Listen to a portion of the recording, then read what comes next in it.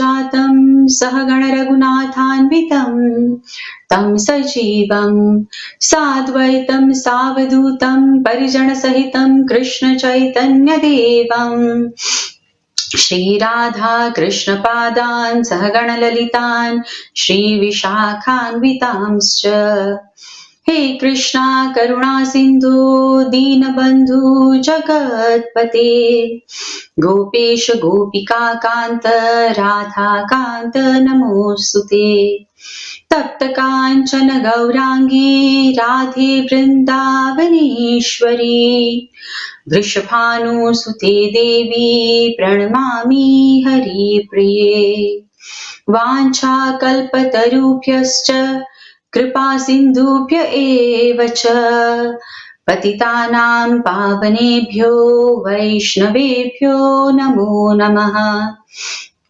जय श्री कृष्ण चैतन्य प्रभु नित्यानंद श्री अद्वैत गदाधार श्रीवासादि गौर भक्त वृंद हरे कृष्णा कृष्ण कृष्ण हरे हरे हरे राम राम राम हरे हरे। ओम नमो भगवते वासुदेवाय ओम नमो भगवते वासुदेवाय ओम नमो भगवते वासुदेवाय। नारायणं नमस्कृत्यं नरं चैव नरोत्तमं देवीं सरस्वतीं व्यासं ततो जायम् उदीरयेत्। नष्टप्रायेषु अभद्रेषु नित्यं भागवत सेवया भगवती उत्तमश्लोके भक्तिर्भवति नैष्टिकी। मूकं करोति वाचालं पङ्गुं लङ्घयते गिरिं यत्कृपातमहं वन्दे श्रीगुरो दीनतारिणं परमानन्दमाधवं Sri Chaitanya ईश्वरम्। Hare Krishna. So I seek blessings from all the senior Vaishnavas so that I can speak something valuable, something which will help everyone to progress in their Krishna consciousness and for my own purification. Thank you. Krishna, dearmost friend. He is friend of each and every living entity.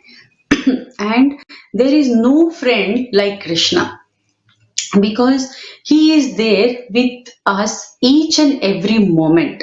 Doesn't matter which body we are going, which area we are, which consciousness we are, in all sides, in all circumstances, Krishna is there with us always. So he is our best companion, he is our best friend.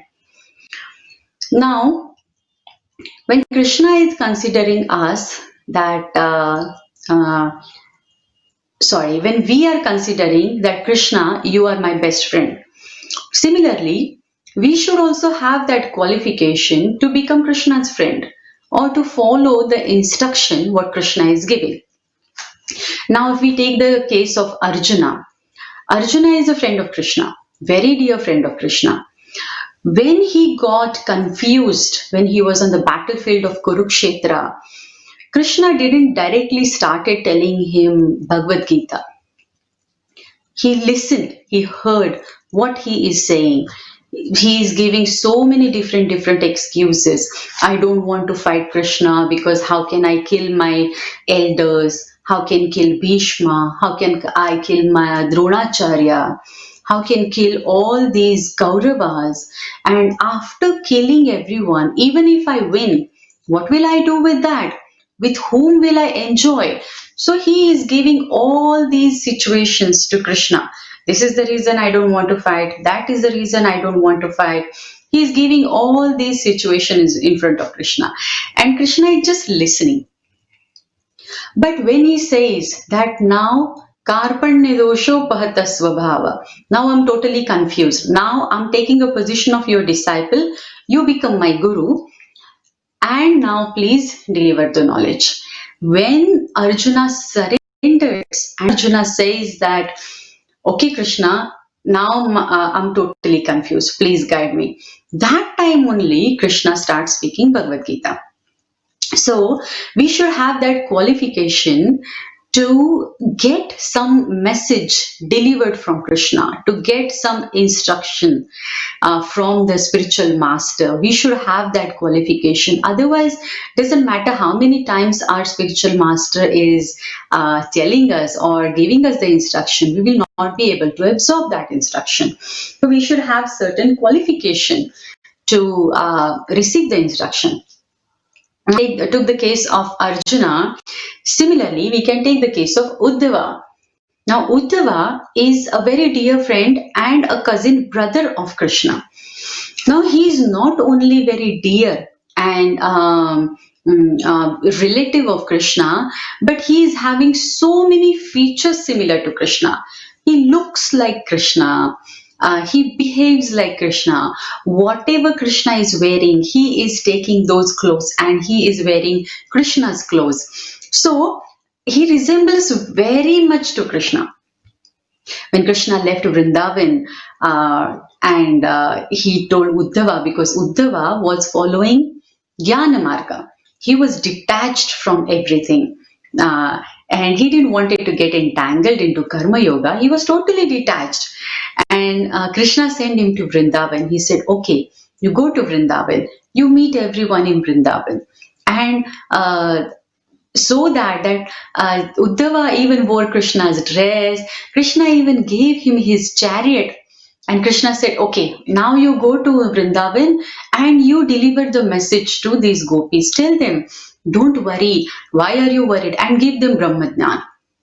Go there and talk to the gopis. And when Uddhava goes to Vrindavan, and when he sees the unalloyed devotion of all those Vrindavan Vasis having towards Krishna, his pride that he is a great yogi and he is a great follower of Jnana Yoga just gets smashed. And when he comes, Krishna starts instructing him. Krishna gives him so many instructions, and in that is been called Uddhav Gita.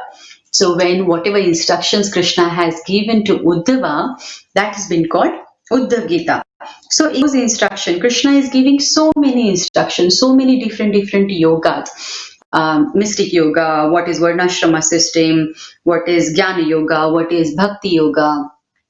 All different instruction Krishna is giving in all these chapters. So today our topic is from 11th canto, chapter number 23, entitles The Prayers of the Song of the Avanti Brahmana. And this is many times it has been recognized as a Bhikshu Geet as well. So today we are gonna see the Bhikshu Geet. The instruction of Krishna given to Uddhava in this chapter. What instruction Krishna has given, we will see that today. Now, if you see, when Krishna was talking about different yogas, Karma Yoga is attachment to all karma kandas, attachment to material things. Jnana Yoga is total detachment, not having any attachment to any material things. But Bhakti Yoga, what it is detachment from material things, but attachment to Krishna. And whatever material things are there, utilizing those things into Krishna consciousness, into Krishna's service, that is Bhakti Yoga. Now, when this movement started and Prabhupada was publishing so many books and the fund was needed to establish different temples. So whenever, many times people think that, oh, they are sannyasi, how will they accept money? But whenever someone offered money to Prabhupada, he accepted it. But he was not ready for money. He was going to use all those money in Krishna's service. So even though so-called attachment to money is total detachment from the material world, but attaching all these things to Krishna. So Prabhupada showed us how Bhakti Yoga, whatever you have. Many times Prabhupada said that this microphone, suppose you're speaking in the microphone, if you're using it to sing the song or to use it for your sense gratification, then it is a material thing.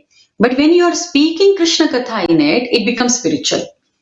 Similarly, photography. If someone is taking photos, if someone is taking the photos of the deity, that becomes the devotional service. So whatever is there around in this material world, if we are using everything in Krishna's service, that is bhakti yoga. That's how we can become fully Krishna conscious. And in chapter 10, Krishna gives many different examples that where you can find me. Moon, you can in stars I'm moon, I'm sun. In fishes he is the biggest fish, he says. Then what other examples he's given? In the mountains, how he is a Meru mountain. So he has given many different things. In the water, he is sea. So you can see how big sea is, how vast sea is. There is no end to it. No one can count the depth of it. So he is given all these details, that where you can find me in this material world and how you can use all these material things in my service. Now in this chapter, Krishna tells that manashashtani indriyani. So the sixth sense is mind, and mind is Krishna. He represents Krishna. So Krishna is saying, I am the mind. The mind is the topmost sense in all the senses. But if this mind is so powerful, see how powerful. In one verse in this chapter, it has been given that it is powerful as God. Mind is so strong, mind is so powerful that it can drag us anywhere, from any place to anywhere. You can imagine when you are sitting here, and if you remember your parents, you can immediately go to India. How are you going there? Through your mind. Your mind is going there and you're imagining everything. Oh, this is my house, and my brother is there, my sister is there, all relatives are there, and how we are dancing, how we are laughing, we are making jokes together. Okay, I met this cousin, I met my maternal uncle after so many years. So all these things you are doing just by sitting on one place. The mind is going there. Mind is so strong that it can drag you anywhere. If you engage your mind in Krishna's service, it is your best friend. But if you are engaging your mind in material thing, it is the worst enemy. Krishna says in Bhagavad Gita in 6th chapter, Bandhuratmatmanastasya yenatmaivatmana jitaha anatmanastu shatrutve varte tatmaiva shatruva. So the mind is best friend and worst enemy. If you train your mind completely how to perform devotional service and not get engaged into material things, mind can do amazing thing. It can take you back to Godhead. But if mind is not controlled, then it can drag you to the material world. Now, what is mind exactly? It is having all the impressions. It is whatever karmic actions we are doing, the reaction is mind. Okay, whatever action you have done, all those actions, reaction is been imprinted on your mind, and according to that, mind works. Now, Chaitanya Charan Prabhu gives a very beautiful example about the mind, how to understand the analogy of mind. He's saying that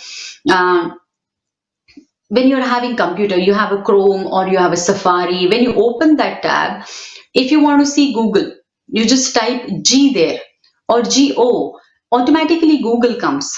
Or if you want to visit any site which you have visited before many times, you just type that one letter and it will drop down what this site is, and you can just click on it. You don't have to fully type that. Similarly, our mind works because we have done all these things in past. Suppose we have seen many movies before.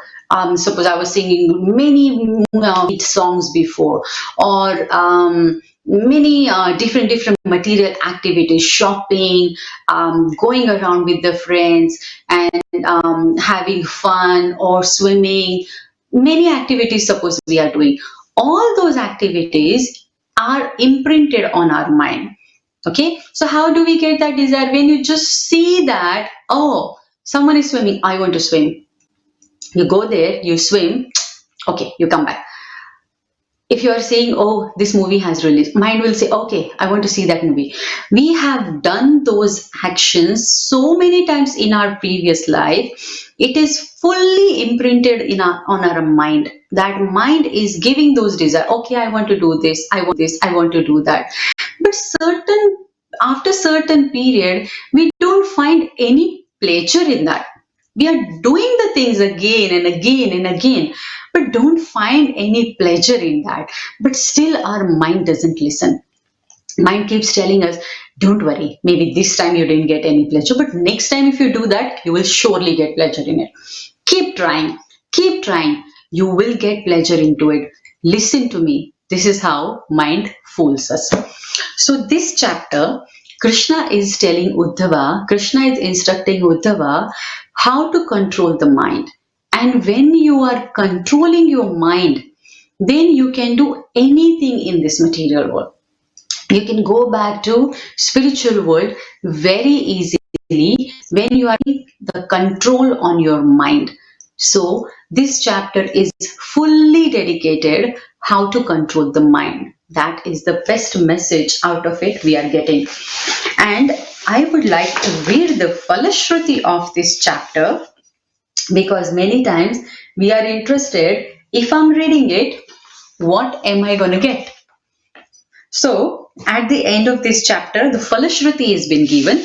It is said, anyone who listen to or recite to others this song of the sannyasi, which presents scientific knowledge of the absolute, and who thus meditates upon it with full attention, will never again be overwhelmed by the dualities of material happiness and distress.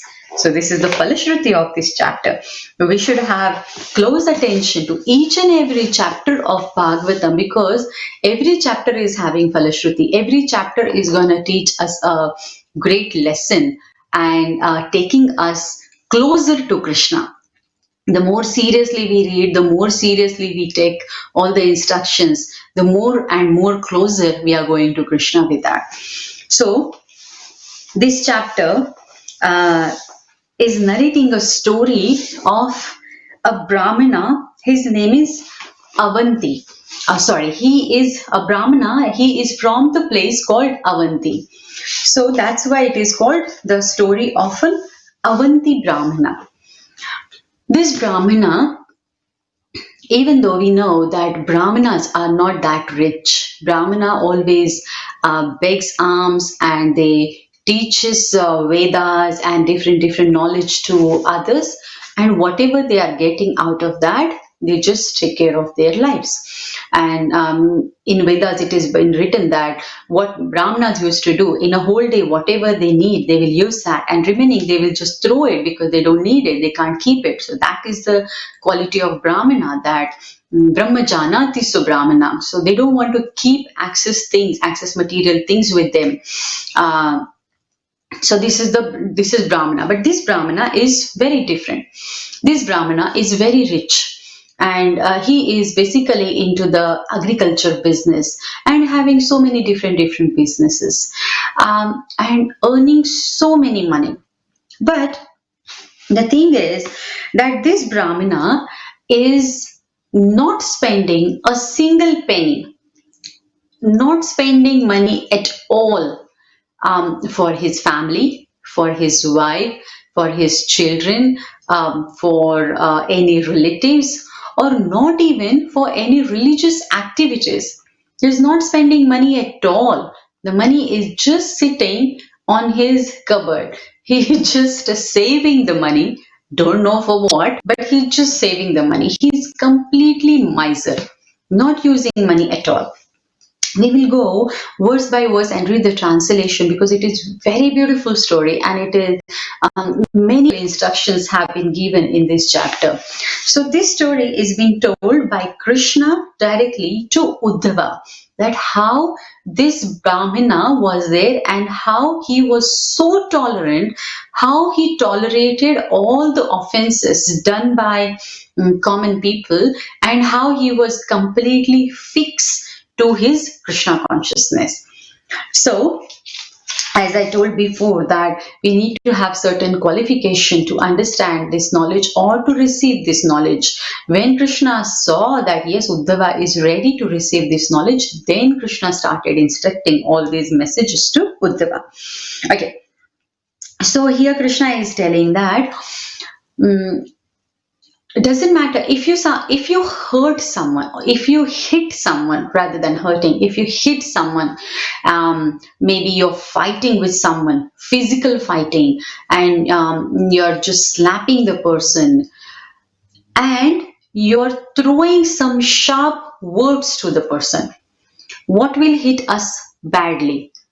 Maybe whoever have slapped or whatever physical fight we had, after 2 years maybe we will forget that, but the sharp words like arrow just pierces the heart. That's the false ego which gets hurt by those arrows, and we really feel very bad when we hear something from someone else. So these words really, really hurt the heart and make it injure.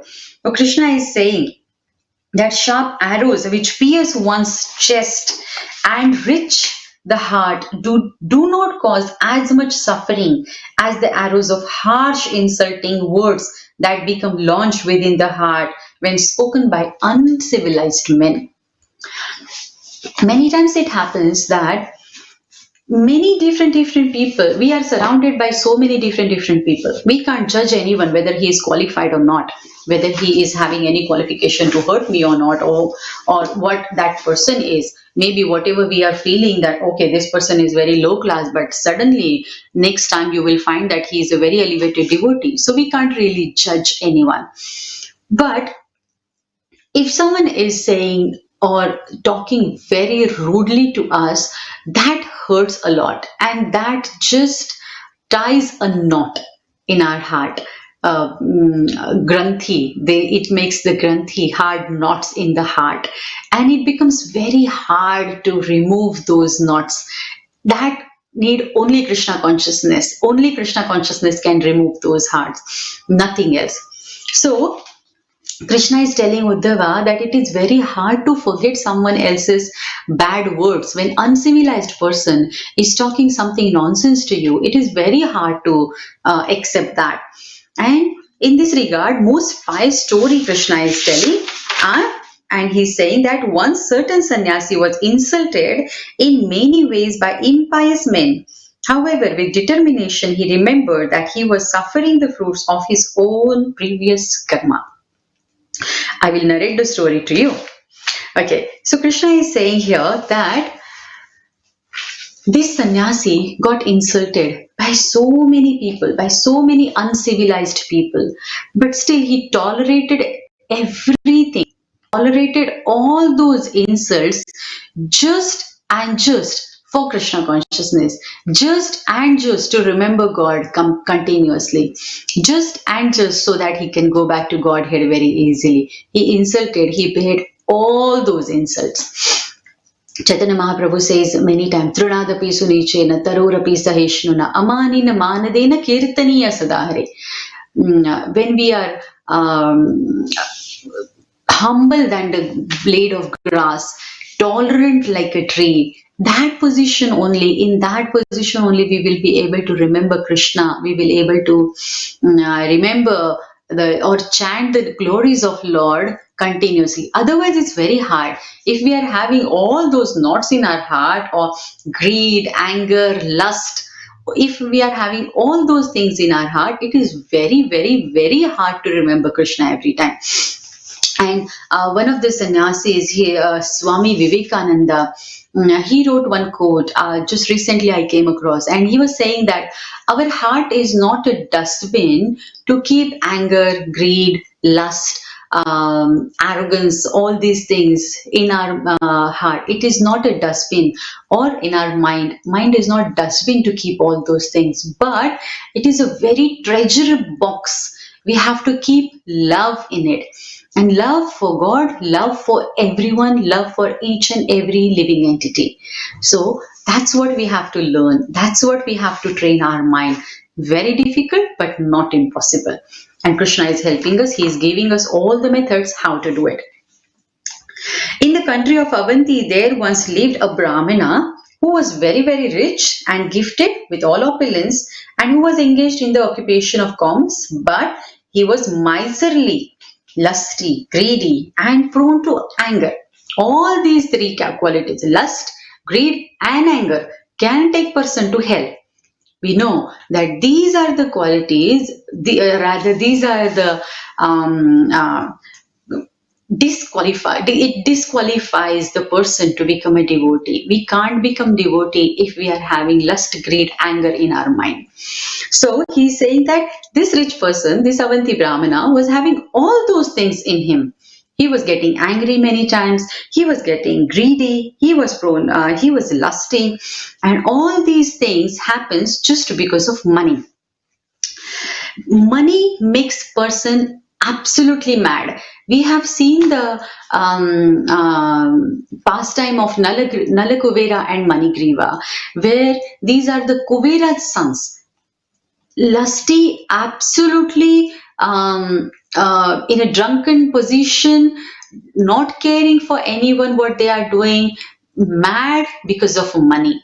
And money can make mad. Money can make anyone mad. There are 15 bad things have been given that will happen when we are having money. Okay, so in his home, devoid of religiosity and lawful sense gratification, the family members and guests were never properly respected. Even with words, he would not allow sufficient gratification for his own body, even. Many times we think that, oh my God, then what is he doing? He's keeping all the money in just a cupboard, that's it, in his briefcase, or he just in a bank. What exactly is trying to do? Not using for the family, not giving money to relatives, not using it for the religious principle, religious practices, not using for his own sense gratification. Then what exactly he is doing with that money, and why does he need all those money then? Since he was so hard-hearted and miser, his sons, son-in-laws, wife, daughter, servant began to feel inimical towards him. Becoming disgusted, they would never treat him with affection. How someone will treat you with affection if you are so miserly, not giving money? This material world is a center to money and sense gratification.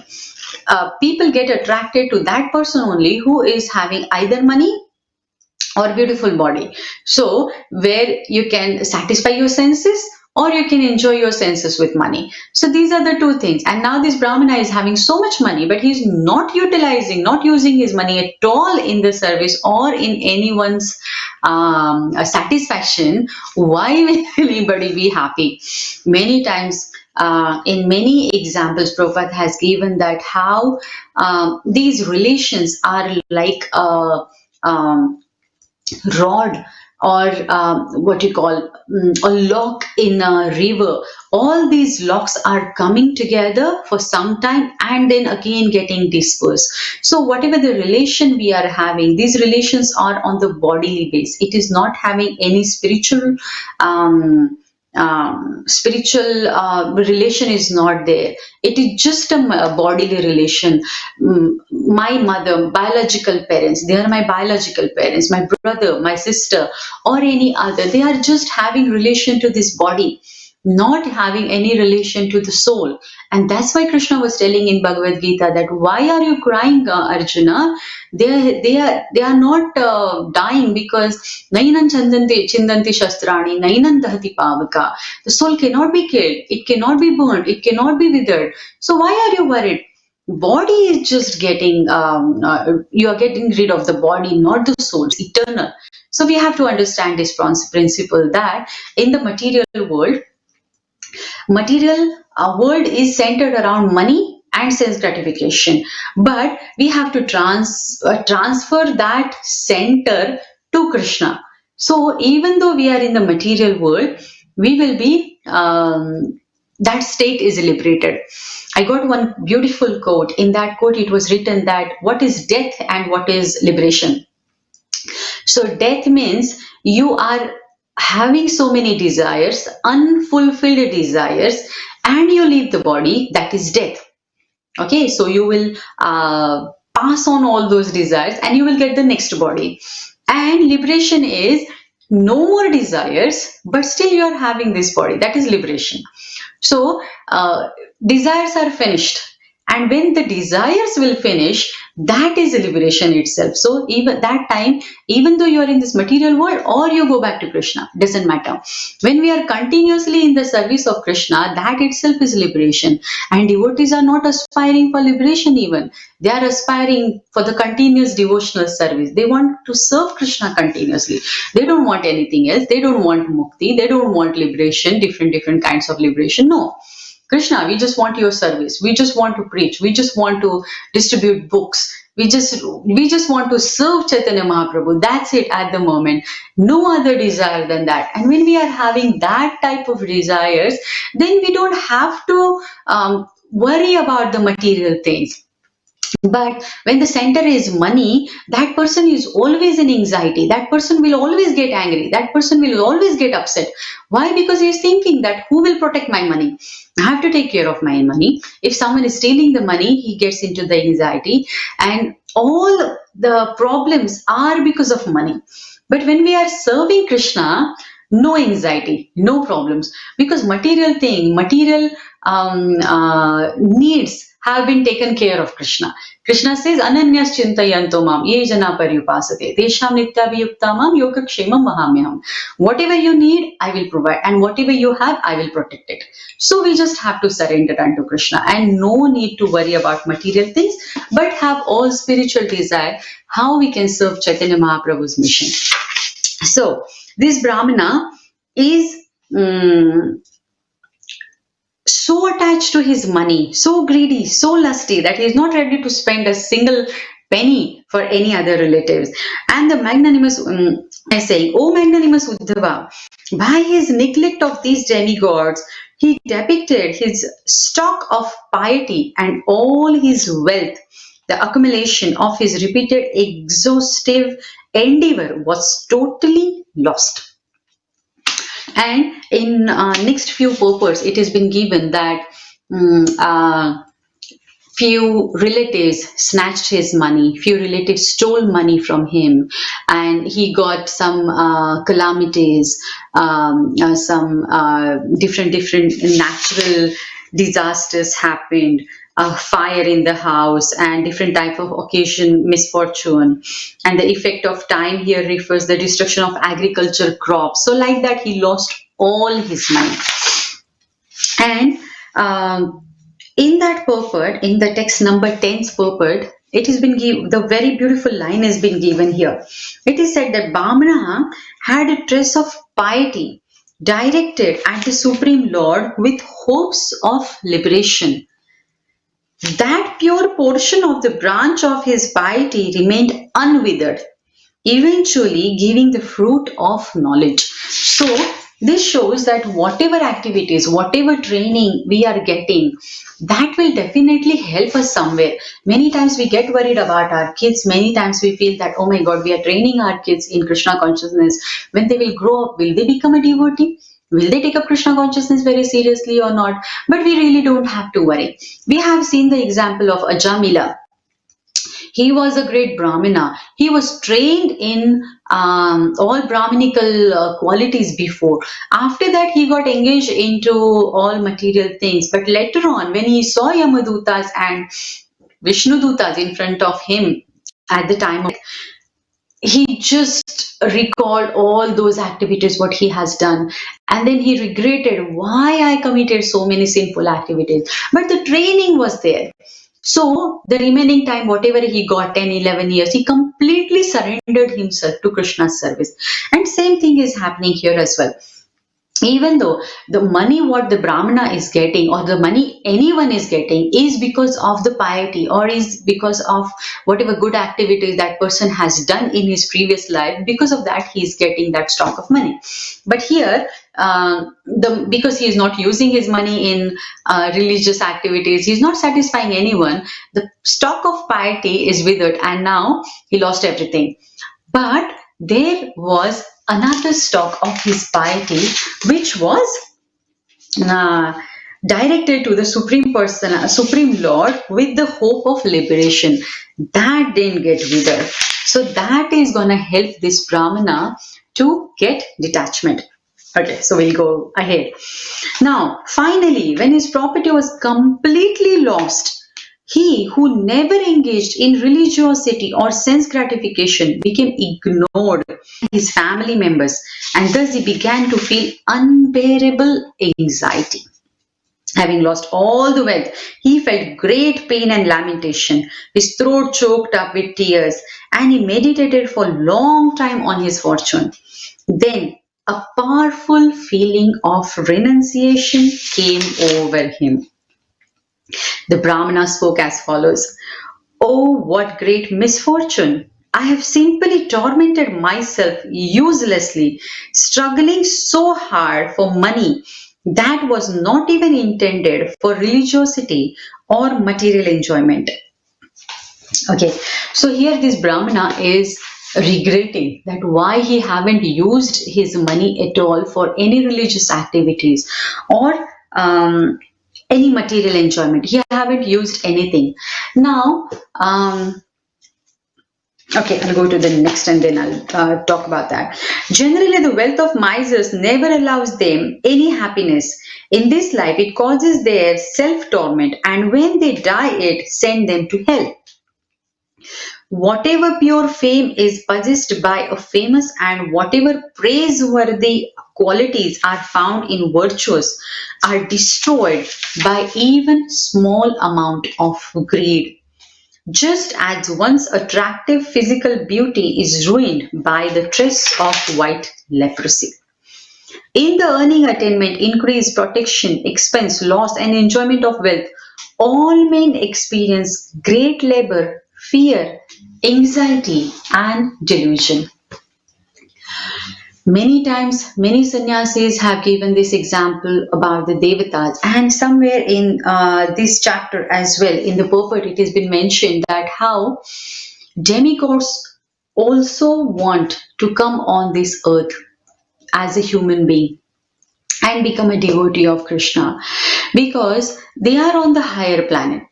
They know Krishna is Supreme Personality. They want to become devotee, but the facility is not there to become a devotee. So much sense enjoyment is allowed there. So much opulence is there that the chances to become devotee is very less.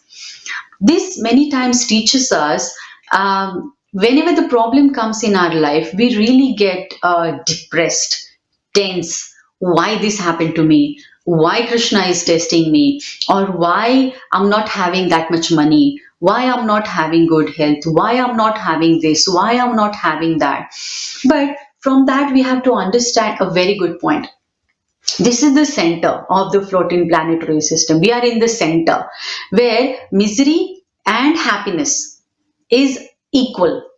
Okay, we are getting happiness and we are getting distress as well. Later on, we'll see that it's a state of mind. There is no happiness actual, or there is no distress actually. But when we are talking about material thing, we are having happiness, we are having distress. Both things are there. So we have tested happiness, we have tested distress. If you go to above planetary, above the earth, where maybe Swargaloka, they are having plenty of material enjoyment, plenty of opulence, and very, very, very less suffering. So in that state, when person is there, not having any suffering, not having any problem in the life, person will think, why should I get out of here? What's the problem? I'm absolutely happy here. Everything is being given here. Why should I get this jail? Even though they understand that this is jail, they don't want to get out of it. That's the jiva's tendency. Now, Krishna didn't wanted us to come here, but we wanted to live Krishna. We turned our back towards Krishna and said, okay, I want to go Krishna, I want to enjoy. That's why he created this material world. We are here now, and different jivas, we are going into different levels. Sometimes down, sometimes up. Sometimes as a demigod, sometimes maybe the worm in the stool. But Krishna never leaves us. But the point is that even demigods who are living so opulently there in Swargaloka, and the lifespan is bigger than the earth, they also want to become a human. So we really have to understand the value of this human life. Many times we take it so taken for granted. We just don't care for the time. We just don't care for the facilities we got to for go in our Krishna consciousness. The campaign of book is going on. Distribute Bhagavad Gita, get mercy. Many classes are happening on the temple website, but we have taken it for granted. That yeah, okay, it is happening. There is no. I mean, all right, everyone is doing. But if we really get inspired with that and just surrender ourselves towards to at the lotus feet of Krishna, definitely this will be the end of material life. This will be the last life, and we will go back to Krishna. Just there was one quote sent by one devotee, and it has been said that whatever tapasya who Dhruva Maharaj did for 60 years, if you do Sankirtan, if you distribute book, or if you just participate in the Sankirtan movement, equivalent to that austerity. So we don't have to do that kind of austerity in this age. We just have to chant Lord's name. We just have to remember Krishna's pastime. We just have to preach Krishna's pastime. We just have to say Krishna Katha. Whenever we are meeting devotees, whenever we are coming together, just chant, just have talk about Krishna. And that is what the impression is going to get in our heart, in our mind. When that impression, when all the impressions, the previous impressions on the mind will wipe out, and when the new impression of Krishna consciousness will get imprinted on the mind, then mind will become the best friend. And then it will take us back to Godhead. Okay, so now the 15 bad things which I was talking is here in the text number 18 and 19 of the chapter 23. Theft, violence, speaking lies, duplicity, lust, anger, perplexity, pride, quarreling, enmity, faithlessness, envy, and the dangers caused by women, gambling, and intoxication are the 15 undesirable qualities that contaminate men because of greed for wealth. So this wealth is such a bad thing. And now we are saying that so many people are just running behind wealth. We are fortunate that we came to Prabhupada's movement. We are fortunate that we got the shelter of our Guru Maharaj. We are fortunate that we got the association of the devotees, where we are trying to understand that money is not everything. Whatever money we are getting, we have to engage that money in Krishna's service. But in general, when we see people are just running, both parents are working, having big houses, kids are in the daycare, having so much bank balance, 3 houses, 4 houses, 5 houses, don't know for what. Why are they running behind money? They have no idea. Once I think it was in US somewhere. He was traveling in the car, and it was morning, 5 o'clock, and he was seeing so many cars were there on the road. And devotees told Prabhupada that Prabhupada, these people are going for the job, and they have to travel so long for the job. And Prabhupada's eyes was full of tears, and he was saying, where are they running? Why are they running behind money so much? And Prabhupada many times says that. What you need to live in this material world: food and clothes. Just have a backyard, just grow your own food, have simple clothes, and chant Krishna's name. Don't worry about the luxury. Don't run behind the money. When we are running behind the wealth, when we are running behind the money, definitely we are compromising our spiritual life and compromising all the time what we can spend for Krishna's activity. So he said, don't run behind that. You have given so many lives to Maya. You have dedicated so many lives to Maya. Now just dedicate one life to Krishna and see what happens. So, if we go in detail all these bad qualities, oh my God, it is just and just gonna keep us in the material world. So we really have to think about that. Although these qualities are undesirable, men falsely ascribe value to them. One desiring to achieve the real benefit of life should therefore remain aloof from undesirable material wealth. Now, the translations, a few next verses are mentioning that how uh,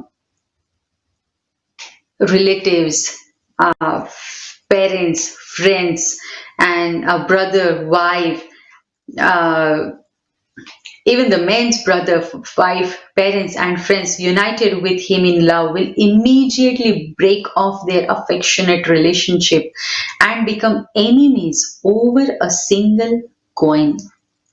So when he is having no money, there is no friend. Previously, they were staying little bit, they were trying to associate with this Brahmana just because he is having money. But now he lost everything, is not having anything. So there is no point having an association of him. And he never spoke any good words to anyone. He was always angry, lusty, greedy. So he never had any good relation with anyone. How can they stay with him? They definitely left him. So now he is like a beggar. For even a small amount of money, these relatives and friends became very agitated and their anger is inflamed. Acting as rivals, they quickly give up all sentiments, all goodwill, and will reject one at a moment's notice, even to the point of committing murder. Those who obtain human life, which is prayed for even by the demigods, and in that human birth becomes situated as first class Brahmanas, are extremely fortunate. If they disregard this important opportunity, they are certainly killing their own self interest and thus achieve a most unfortunate end. Prahlad Prabhu, when he was here, many times in his classes, he used to mention that you don't know what jewel you have in your hand. Harinam Chintamani. You got that jewel in your hand. Value it. Understand the importance of it.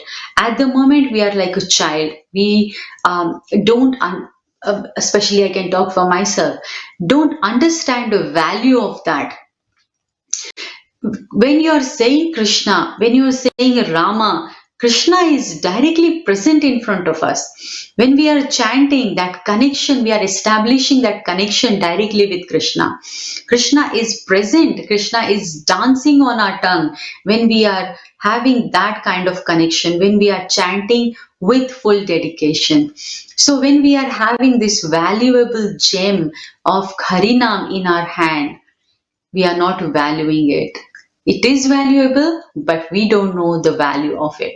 But slowly, slowly, slowly, with the association of devotees, definitely we will one day, we will be able to chant the pure name of Krishna and go back to Godhead. One devotee asked Prabhupada, Prabhupada, how many years I have to chant to become pure? And Prabhupada said, just 1 minute, 1 second. Just chant Krishna's name once purely and you will go back to Godhead. To chant that one pure name, we have to practice throughout this whole life. Don't know how many more lives. Because we have so much contamination on our mind, we have to remove all that contamination. But if Krishna's mercy is there, maybe in end of this lifetime only we will go back to Godhead. Who knows? So just keep chanting and keep glorifying Krishna. Okay, next. What mortal man, having achieved this human life, which is very gateway to both heaven and liberation, would willingly become attached to that abode of worthlessness material property? So this human life is a gateway. We can either go to heaven or we can go to spiritual world directly. And this is the only gateway to go to the spiritual world. Why to waste it? When we repeat it again and again and again and again, definitely we will be able to understand that we should not waste it. We should utilize this opportunity. And in ninth canto as well, when I was presenting the overview, it has been given that how spiritual master is the captain of the boat. This body is been compared to a boat, and the spiritual master is captain of the boat, and the Vedas are favorable wind which are taking us to spiritual world. So if we follow this, if we properly utilize this material body to go back to Krishna, definitely that is the proper use of this human life. So the next text 24, it has been said, one who fails to distribute his wealth to the proper shareholders, the demigods, sages, forefathers, and ordinary living entities, as well as his immediate relatives, in-laws, and own self, is maintaining his wealth simply like a yaksha and will fall down. Discriminating persons are able to utilize their money, youth, and strength to achieve perfection. But I have feverishly squandered these in the useless endeavor for further wealth. Now I'm an old man. How can I achieve? What can I achieve? So this Brahmana, this Avanti Brahmana, he is regretting now that I haven't used my money at all. I was so miser and now I'm old. What am I going to do now? Why must an intelligent man suffer by his constant vain efforts to get wealth? Indeed, this whole world is most bewildered by someone's illusory potency. And who is that someone? Krishna. For one who is in the grips of death, what is the use of the wealth or those who offer it, sense gratification, or those who offer it, or for that matter, any type of fruitive activity which simply causes one to again take birth in the material world? So, why should we run behind material things? Why should we run behind that thing which is going to keep us in the material world? It has been very nicely mentioned that Krishna created the material world.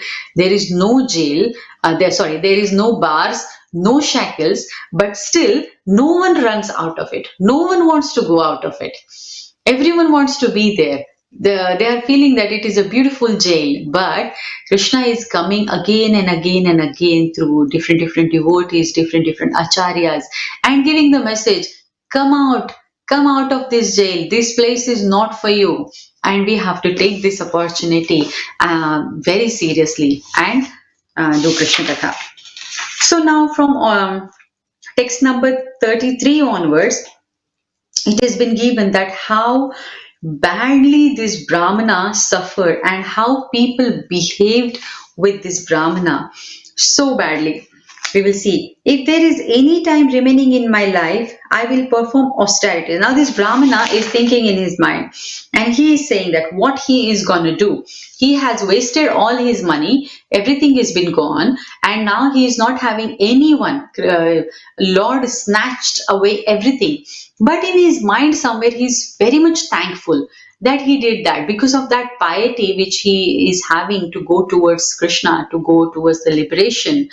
That piety is giving him renunciation.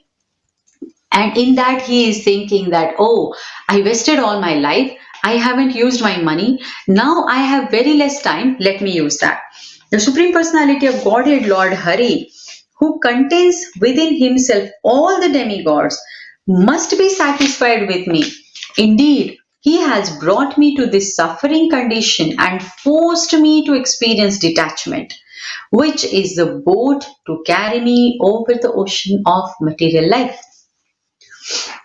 If there is any time remaining in my life, I will perform austerities and force my body to subsist on the bare necessities without their confusion. I shall pursue that which constitutes my entire self-interest in life, and I shall remain satisfied within self. So now he has developed that detachment. Now he has developed that desire to go back to Krishna. It is such a wonderful thing. Here he is not blaming Krishna for that. Here he is not blaming anyone for the condition he is in. He is blaming himself, and now he is trying to utilize whatever time he is having for his own spiritual progress. And next sloka he says that how Maharaj Khat, he was just having a one moment, but in that moment also he did the right choice and he went back to Godhead. Now, text number 31, Krishna says, Sri Bhagwan Uvacha. Lord Krishna continued, his mind thus determined that most excellent Avanti Brahmana was able to untie the knot of desire within his heart. He then assumed the role of a peaceful and silent sannyasi mendicant. In Canto 1, I don't remember the exact words, but it has been given what you need to go back to spiritual world, just a desire. When you are having that strong desire, when you have that desire basically, not strong even, slowly with the association, with the chanting, that desire will become strong. But first we should get that desire that yes, I want to go back to Krishna. This is enough now. In this material world, I had enough time. Now it's okay. I learned my lesson. Now I want to go back to Krishna. So when we get that desire will take us back to Krishna. That desire, we just have to make it in a fire. We just have to make it so strong with our chanting and with our preaching that we will go back to Godhead. So here Krishna is saying that Avanti Brahmana was able to untie the knots of desire within his heart. Then he is saying he wondered about the earth, keeping his intelligence, senses and life air under control. To beg charity, he travelled alone various cities and villages. He did not advertise his advanced spiritual position, and thus was not recognized by others. So he didn't tell, oh, okay, now I'm a sannyasi, I have no attachment, now please give me alms, now please give me money, or now please give me food to live. No, he didn't advertise anything. Whatever came by his fortune, he accepted it. Whatever Krishna wanted to do, he accepted that decision of Krishna. Karishe vachanam tava. Okay, so Vaishnava sannyasi indicate control of body, mind and words. Kadambakanan Maharaj, I think he gave this BMW concept, and he said that when you are able to control body, mind and words, then we all are having a BMW. He was saying that all devotees have BMW and all devotees should have BMW. Control on body, mind and words. And we have seen the words in Nectar of Instruction. Vacho vegam manasa krodha vegam jiva vegam udaropastha vegam etan veganyo vishayeta dhiraha savimam prithvi sashishya. Vacho vegam, we have to control our tongue. Manasa krodha vegam, control the anger. A sober person who can tolerate the urge to speak, mind's demands, the actions of anger, the desires or the urges of tongue, belly and genital can make disciples all over the world. So we should control mind, control your words, control your tongue, control your anger and urges of your senses. Then we can become the spiritual master. So from text number 33, this is bit sad part, and you can see that how tolerant this Brahmana is and how bad he is being treated by the people. O kind Uddhava, seeing him an old dirty beggar, rowdy person would dishonor him with many insults. Some of these persons would take away his sannyasi robe and some of the water pot which he was using as a begging bowl. Some took his deerskin seed, some his chanting beads, and some would steal his torn, ragged clothing. Displaying these things before him, they would pretend to offer them but would hide them. They are just taking his clothes, they are just taking his bowl, where he is begging and just pretending, oh, okay, okay, okay, take it, just taking that back again. So they are troubling this Brahmana like anything. But this Brahmana is showing great, great, great tolerance. And that is the reason why his story is there in Bhagavatam. Radhanath Maharaj said in his class that when we will have this full confidence, or when we will have that full trust in our mind that Krishna is the Supreme Personality of Godhead, when we will realize that, then our names will also come in Bhagavatam. So we have to have that strong faith that yes, Krishna is Supreme Personality of Godhead. So now here this Brahmana have dedicated his life, remaining life, whatever lifespan he is having, he has dedicated it to Krishna, and now he is ready to tolerate each and every insult done by common people. So, when he was sitting in the bank of the river about to partake his food, he had collected, by his begging, such sinful rascals would come and pass urine on it, and they would dare to spit on his head. So bad. Although he had taken a vow of silence, they would try to make him speak, and if he did not speak, they would beat him with sticks. Others would chastise him, saying, "This man is just a thief." And others would bind him up with rope about the tie and shouting, "Tie him up, tie him up." They would criticize and insult him, saying, "This man is just a hypocrite and a cheat. He makes a business of religion simply because of the loss of his wealth and family. Throw him out." Some would ridicule him by saying, "Just see this greatly powerful sage. He is as steadfast as the Himalayan mountains. By practice of silence, he strives for his goal with determination, just like a duck." Other persons would pass air upon him, and sometimes other would bind this twice born Brahmana in a chain and keep him captive like a pet animal.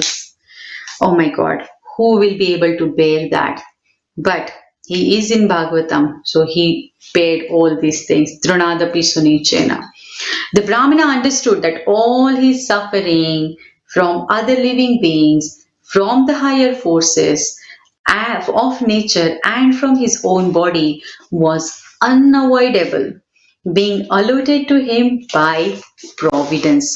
So we have seen what this Avanti Brahmana is tolerating and how he came in this situation. Now he will sing Bhikshu Geet. Now he will say that how he is tolerating all these things, how other things are not responsible, but only his mind is responsible for all these things. So we will see that part tomorrow. Thank you so much for listening to the class. Hare Krishna.